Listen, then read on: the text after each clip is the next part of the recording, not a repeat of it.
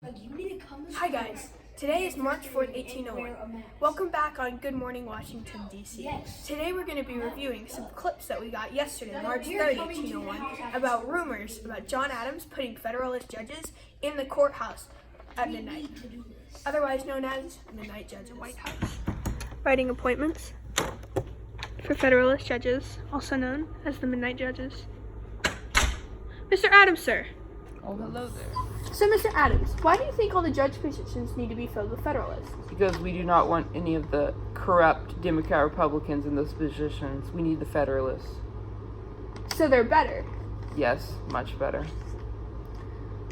Was it worth it to spend so much time on this failed project?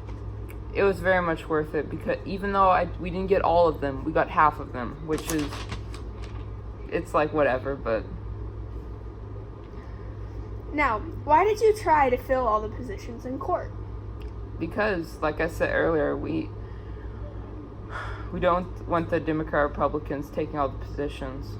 I see. And we still need to take control of the courts. Understandable. Okay, Jefferson, why did you tell Madison to not deliver the appointments? I think that Federalists should be allowed to be in the courts, but I believe that there should also be a fair amount of Democratic Republicans. Therefore, half and half, which we so have now. So now there are half Federalists, half Democratic Republicans. It's even. It's perfect. How did it feel whenever you busted Adams? It felt nice, being able to show what those Federalists really are. Nice. So, Madison, why didn't you deliver the rest of the appointments? Well, like Jefferson said before, I feel that the Federalists shouldn't get all the judge spots. Those Democratic Republicans deserve to have judge spots just as much as the Federalists do. It felt really nice to not do something for Adams, show who he really was. Those true Federalist colors. I get you. Hi guys, and welcome back to Good Mornington, Washington, D.C. Today on Good Morning Washington, D.C., yesterday we reviewed the clips about the different midnight judges and what happened, and we interviewed some of the people involved. James Madison, Thomas Jefferson, and John Adams. So we would like to say some stuff furthermore about the Midnight Judges crisis. So the Midnight Judges crisis was where Adam used the time he had left in his presidency to appoint as many Federalist judges as possible to the courts, aka 42. He failed and appointed half. So he still had half the positions left when his presidency ended. He did this so that the Democratic Republicans wouldn't be able to control the courts along with the presidency. He did this March 3rd, 1801, and March 4th, 1801. This event happened in the White House, Washington, D.C.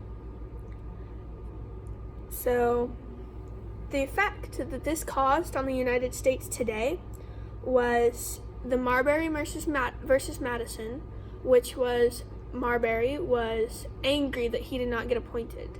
He was right at the cutoff before Madison and Jefferson busted them, and he did not get his job. He was not appointed as a judge.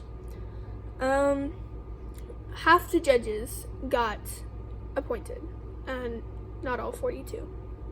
So we would like to get our guest host over here to answer a question, which is, do you think Thomas Jefferson or James Madison did anything illegal when they refused to give Marbury his job? Mr. Andrew. So, Mr. Andrew, do you think that Thomas Jefferson or James Madison did anything illegal when they refused to give Marbury his job?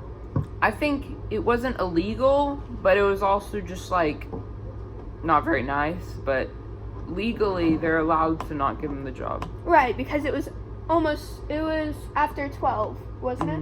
Yes. So, his presidency would have ended, meaning that anybody after that point would be illegally appointed as the judge. Correct. So technically they were helping Marbury by not getting him arrested. Yes. Interesting. Well, thank you for coming on to our show today. Good Morning Washington, D.C.